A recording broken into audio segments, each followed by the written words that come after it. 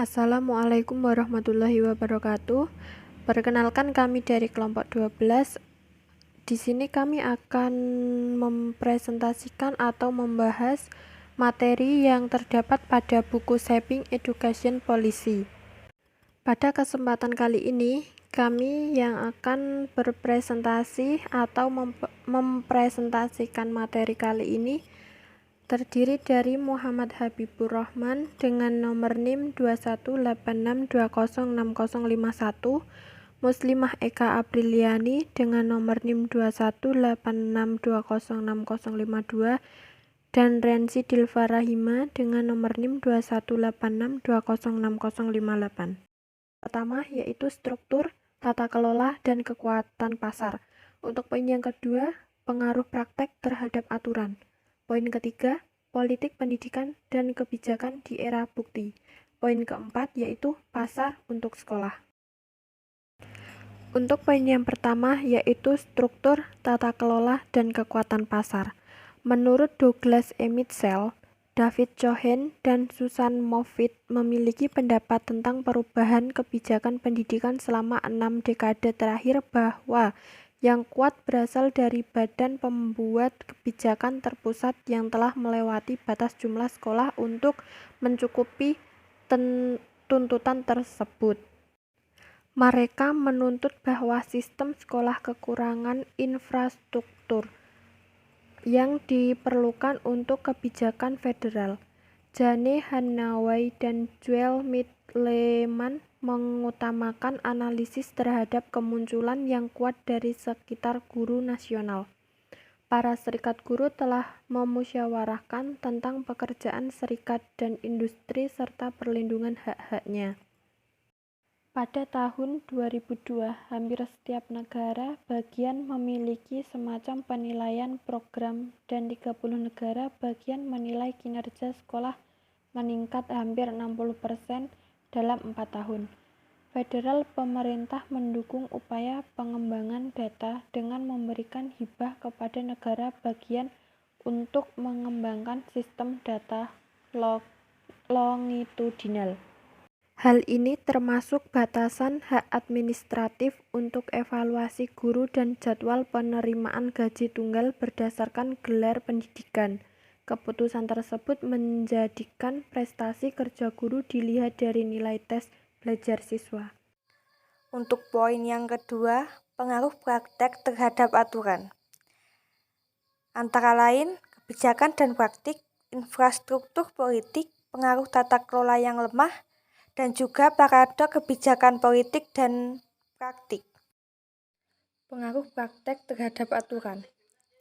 Studi tentang politik pendidikan yang dikembangkan setelah Perang Dunia II meneliti tentang pengaruh dalam masalah pendidikan federal, negara bagian, lokal, pengaruh kelompok kepentingan pada kebijakan, politik pengajaran dan kurikulum, bahkan pengaruh politik di kelas.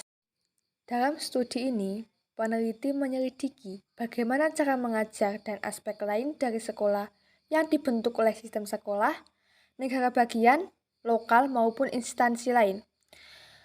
Tetapi mereka tidak banyak menyelidiki pengaruh pengajaran, kurikulum, dan unsur-unsur pendidikan lainnya yang mungkin bekerja pada partai politik. Pemerintah dan kelompok kepentingan juga mempengaruhi praktik, termasuk pengajaran, manajemen, kurikulum, dan pembelajaran.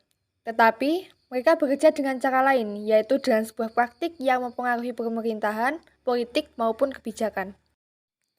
Selanjutnya adalah kebijakan dan praktik.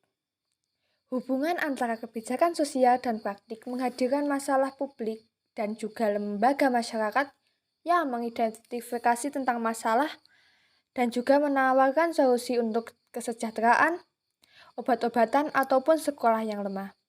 Namun itu juga dapat membantu jika digunakan dengan baik. Yang dikatakan sebagai masalah adalah kemampuannya yang cenderung sederhana dan orang lain mungkin dapat membantu. Istilah kebijakan dan praktik juga merujuk pada perbedaan antara tindakan penetapan arah dan juga kegiatan pelaksanaannya. Mungkin hal ini terjadi di pemerintah atau di luarnya. Kebijakan diciptakan secara politis tetapi dapat menciptakan atau mengubah politik dengan menyediakan sumber daya dan manfaat bagi praktisi yang membentuk bagian yang terpenting. Kemudian, menggunakan sumber daya untuk membentuk politik dan kebijakan. Misalnya, pengesahan piagam negara undang-undang sekolah dibantu oleh sekelompok kecil advokat, tetapi undang-undang memungkinkan pertumbuhan sekolah dan organisasi yang terkait saja. Hal ini telah menjadi kekuatan politik yang kuat di negara bagian dan nasional untuk lebih banyak sekolah. Kebijakan juga dapat mempromosikan atau mencegah intensif, motivasi, dan sumber daya juga untuk partisipasi politik oleh individu atau kelompok. Partisipasi itu dapat dibentuk politik kebijakan. Praktik juga dapat mempengaruhi politik dan kebijakan melalui nasib kebijakan di penerapannya. Untuk menghindari itu, banyak kemampuan baru yang harus diperoleh dalam praktik. Dan juga lebih banyak pengalaman yang ada akan dimiliki atau tidak dipelajari. Namun, semakin besar suatu ambisius terhadap kebijakan, maka akan semakin sulit untuk menggunakan sumber daya yang dapat mencegah kelemahan dalam praktik dan juga dapat menimbulkan kegagalan praktik. Implementasi kebijakan dapat mempengaruhi politik dengan menyelaraskan kembali kepentingan dan membentuk kembali kebijakan itu sendiri karena disesuaikan dengan pengaturan lokal dan meningkatkan dukungan atau oposisi. Jadi dapat disimpulkan bahwa implementasi tidak hanya sebagai upaya untuk mengubah kebijakan menjadi praktik, tetapi juga interaksi berkelanjutan tentang bagaimana praktik dapat memenuhi kebijakan dan politik melalui umpan balik politik dari praktik untuk kebijakan dan politik. Selanjutnya adalah infrastruktur politik. Struktur politik pemerintah Amerika Serikat memiliki khas pada hubungan antara politik dan pendidikan untuk pembentukan kebijakan dan penerapannya. Sistem politik dari pemerintah yang lemah mempengaruhi pengambilan keputusan untuk pendidikan. Sistem itu memungkinkan sekolah umum berkembang dengan cara melindungi dari pengaruh politik negara bagian dan federal. Sementara membuka banyak pengaruh lokal dan pengaruh non-pemerintah dari banyak macam. Politik negara memiliki fokus yang relatif sempit, di mana dana untuk sekolah lokal dan beberapa persyaratan khusus. Dukungan keuangan berasal dari pajak lokal. Hal tersebut dapat menciptakan ketidaksetaraan dan seringkali terjadi pada sumber daya pendidikan di antara kabupaten. Hasilnya sangat tersebar pada sistem pemerintahan, yaitu keputusan tunggal seringkali harus dibuat ulang dan dimodifikasi oleh beberapa cabang pemerintah di beberapa tingkatan. Dan juga sangat sedikit sekali lembaga yang memiliki banyak kemampuan untuk memerintah, mengelola, atau memobilisasi program pendidikan yang kuat. Sebagian besar lembaga negara adalah staf yang lemah. Bahkan sebagian besar distrik di kota besar memiliki kemampuan manajerial dan pendidikan yang sederhana. Selanjutnya adalah pengaruh tata kelola yang lemah. Tata kelola yang lemah termanifestasi dalam ketidakseimbangan antara kebijakan dan program ambisius yang mulai dilakukan oleh negara-negara bagian yang diluncurkan pada abad ke-20. Dan juga pada tahun 1980-an di negara bagian California memiliki banyak orang dan ekonomi lebih besar daripada kebanyakan negara di dunia. Reformasi kurikulum pada tahun 1950 dan awal tahun 1960 memiliki dampak yang lemah karena mereka menggunakan instrumen tunggal dalam upaya untuk mengubah praktik pengajaran dan pembelajaran yang kompleks di seluruh sekolah bangsa. Studi juga melaporkan bahwa sistem pendidikan kompensasi menghabiskan rata-rata 5,5 jam per minggu, antara 15% dan 20% dari waktu yang dihabiskan siswa di sekolah. Pada akhir tahun 1980-an, sebuah gagasan mengatakan bahwa kekurangan utama tidak terletak pada siswa atau pendanaan saja, tetapi pada sekolah yang tidak meningkatkan instruksi pendidik yang harus beralih dari upaya acuh-acuh untuk mengajarkan keterampilan dasar ke pekerjaan yang lebih ambisius. yang hanya dapat dilakukan dengan kemampuan yang jauh lebih baik. Selanjutnya adalah paradok kebijakan, politik, dan praktik. Selama beberapa dekade setelah Perang Dunia II, metode unik pendidikan di Amerika Serikat memungkinkan pembuat kebijakan untuk memulai atau mengubah kebijakan federal tanpa konsekuensi negatif yang serius bagi mereka. Undang-undang Anak Cacat mendelegasikan kompleks baru operasi dan biaya besar untuk sekolah-sekolah lokal dengan konsekuensi serius untuk anggaran dan manajemen. Pendidik lokal mengeluh, tetapi kebijakan federal tidak terancam. Kebijakan dan program dapat mengidentifikasi pemecah masalah utama tanpa hubungan yang erat antara kebijakan dan praktik, karena mereka sebagian besar adalah dunia yang terpisah. Pada abad ke-20, pembuat kebijakan merancang lebih banyak skema untuk mempengaruhi praktik dan konsekuensi yang melekat pada ketidakpatuhan. Kebijakan juga memberikan lebih banyak tanggung jawab untuk siswa di negara bagian, lokalitas, dan sekolah. NCLB adalah sebuah badan pembawa keselarasan untuk pendidikan dengan menciptakan hubungan rasional antara standar akademik dan juga proses pendidikan. Pendidik akan mengarahkan sekolah pada hasil tersebut, juga akan memeriksa kinerja untuk memberikan target menuju keperbaikan. Kebijakan baru membutuhkan lebih banyak pengetahuan profesional dan ilmiah daripada pengetahuan pendahuluannya. Kebijakan yang diusulkan bahwa tes, standar, dan akuntabilitas akan membalikan dampak pendidikan dari ekonomi, sosial, dan tidak kesetaraan pendidikan yang menandai siswa dan sekolah di Amerika Serikat. Saya akan melanjutkan materi selanjutnya, yaitu politik pendidikan dan kebijakan di era bukti. Di materi kali ini ada 2 poin yang akan kami bahas, yaitu 1. Tantangan dan perubahan, 2. Perhitungan, penyekatan, dan perlawanan. Adapun penjelasan dari politik pendidikan dan kebijakan di era bukti, yaitu menurut Jan Hanaway dan Joel Mitch-Lehman menjelaskan bahwa politik pendidikan sedang mengalami pergeseran mendasar.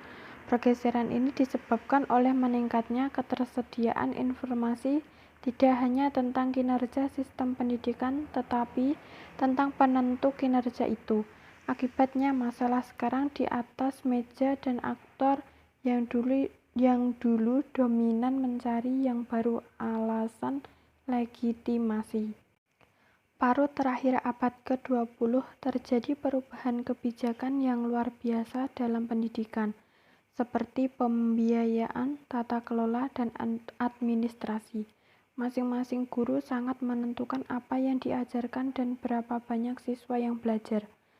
Brian Rowan membangun teori untuk menjelaskan apa yang tampak sebagai anomali di pendidikan dibandingkan dengan jenis organisasi lainnya. Kita masuk ke poin yang pertama, yaitu tantangan dan perubahan. Pada akhir abad ini, ekonomi tahun 1970-an dan 1980-an memberi jalan kepada kecemasan umum tentang kegagalan pendidikan Amerika.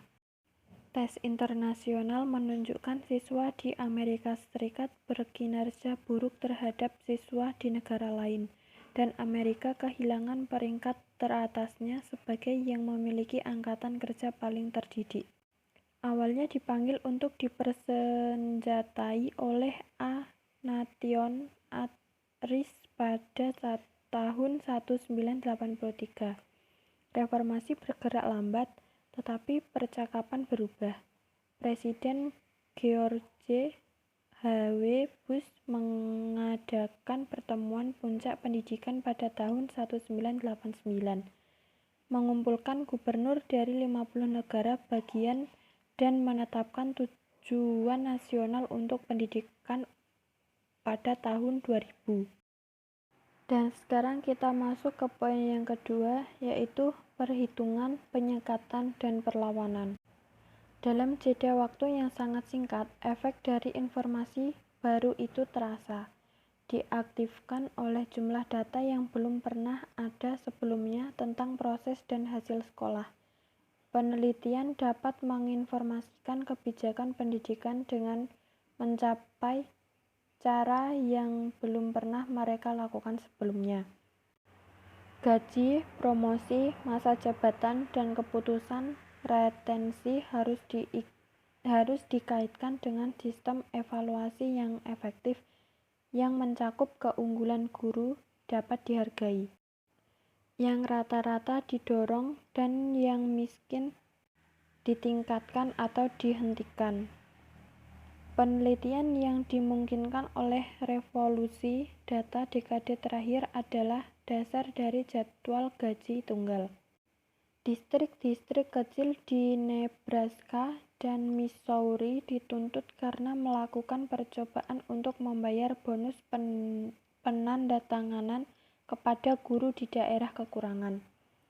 Tinggi negosiasi di New York City, New Haven, dan Detroit semuanya telah menghasilkan kontrak yang menggabungkan evaluasi guru baru dan bonus berdasarkan siswa dari data prestasinya. Untuk membangun upaya ini, Serikat Pekerja juga telah bekerja sama dengan yayasan swasta untuk berinvestasi dalam dana inovasi 10 tahun yang akan mengembangkan, menguji, dan menyempurnakan sistem inovatif untuk mengukur penghargaan kualitas guru. Pasar untuk sekolah dibagi menjadi 7. Yang pertama, evolusi sejarah pilihan pendidikan. Yang kedua, pergerakan marketisasi. Yang ketiga, teori ekonomi pasar. Yang keempat, efek pasar. Yang kelima, kemungkinan keuntungan pasar. Yang keenam, kemungkinan kerugian pasar.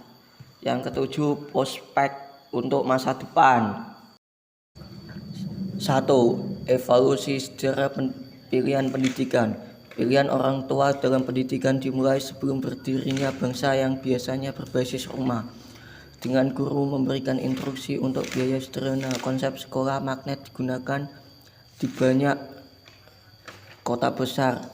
Distrik sekolah sebagai upaya untuk menahan keluarga kelas menengah ke pinggiran kota dan menarik pendaftaran mereka ke sekolah yang melayani minoritas. Ralph Blank pada tahun 1983 menemukan bahwa 138 dari 350 distrik sekolah terbesar memiliki magnet sekolah. Sekolah piagam pertama kali disahkan di Minnesota tahun 1991. Sejak itu pembukaan City Academy di St. Paul, Minnesota pada musim gugur pada tahun 1992. Piagam sekolah telah berkembang pesat di seluruh negeri dan saat ini mendidik lebih dari 1,4 juta siswa di 4.600 sekolah di 40 negara bagian dan distrik Columbia. Yang kedua yaitu penggerak marketisasi. Dewan Pendidikan pada tahun 1954. Evolusi kebijakan pasar mewakili ancaman besar pertama terhadap kontrol lokal atas edukasi publik. Dari tahun 1970-an hingga awal 1990, kontrol lokal berkurang karena negara bagian tunduk pada tuntutan hukum yang mengancam untuk membatalkan sistem pendanaan yang menghasilkan ketidaksetaraan yang luar biasa di seluruh kabupaten. Sentralisasi pendanaan menjadi signifikan karena kepentingan lokal membuatnya hampir tidak mungkin untuk membuat pasar untuk sekolah dengan distrik sekolah dana politik berbeda. dan lebih terbuka untuk pilihan di tingkat negara bagian, dan pendanaan negara memungkinkan siswa untuk pindah dari sekolah yang digunakan di distrik. Yang ketiga yaitu teori ekonomi pasar. Asal-usul intelektual pilihan pendidikan menyoroti monopoli pemerintah atas pendidikan publik dengan rendahnya nilai yang menyertainya dan biaya tinggi. Pasar diciptakan melalui dana negara yang umumnya tidak diatur voucher kepada orang tua untuk membeli segala bentuk pendidikan yang mereka inginkan, menuju ke referendum California yang gagal tentang voucher. Mereka juga menawarkan detail undang-undang pada waktu yang hampir bersamaan. John Capp dan Terry Moe, politik pasar dan sekolah Amerika, membawa ke depan melalui serangan terhadap kelumpuhan birokrasi pendidikan publik daripada efisiensi ekonomi yang akan diperoleh dari voucher atau reformasi pilihan lainnya. Baik, saya akan melanjutkan selanjutnya, yaitu efek pasar. Setiap mekanisme yang melaluinya pasar mungkin meningkatkan sekolah dan mendiskusikan apa yang ditunjukkan oleh penelitian. Pasar mungkin memiliki konsekuensi yang tidak diinginkan. Selanjutnya yaitu kemungkinan keuntungan pasar. Ada 4 mekanisme yang dapat meningkatkan potensi pasar sekolah, di antaranya: yang pertama, mengembangkan teknik administratif yang inovatif. Yang kedua, mengarahkan dengan guru dengan rekan kerja. Yang ketiga, menciptakan sekolah yang lebih baik. Yang keempat, yaitu mendorong sekolah untuk bersaing. Kemungkinan kerugian pasar. Inovasi dan ceruk pasar sebagai hal yang dapat melihat sebagai kelemahan dan bertentangan dengan cita-cita demokrasi, di mana orang-orang dari semua kepercayaan dan latar belakang berkumpul dan belajar bahasa, budaya, dan nilai-nilai yang sama. Penghapusan sekolah namun juga memperkuat kekhawatiran bahwa masyarakat akan terus berpisah dengan kelompok yang lebih diuntungkan dan diistimewakan.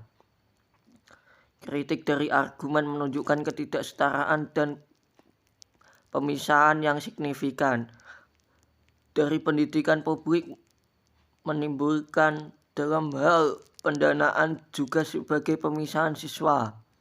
Inilah sebabnya mengapa beberapa mengungkapkan kekhawatiran bahwa pilihan dapat mengarah pada pemisahan kembali.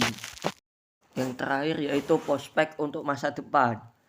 Masa depan pasar di sekolah tidak pasti baik ataupun buruk. Dari sudut pandang penelitian hanya fokus pada dampak jangka pendek dan manfaat melalui pergeseran sistemik yang lebih besar. Puluhan tahun dari sekarang, jika pasar sekolah terus menjadi lebih didorong oleh konsumen, dapat mengubah persepsi pendidikan dengan cara yang mengubah kesediaan untuk menyediakan dana.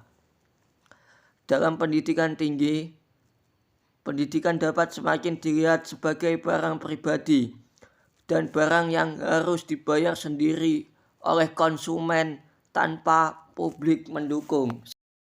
Sekian presentasi dari kami. Apabila ada kekurangan, salah kata, atau salah bicara, kami memohon maaf yang sebesar-besarnya. Untuk teman-teman, kalau ada yang mau ditanyakan atau ingin menambahi materi yang kami baca tadi, dipersilahkan menulis di kolom komentar atau di grup chat WhatsApp. Baik, sekian. Terima kasih. Wassalamualaikum warahmatullahi wabarakatuh.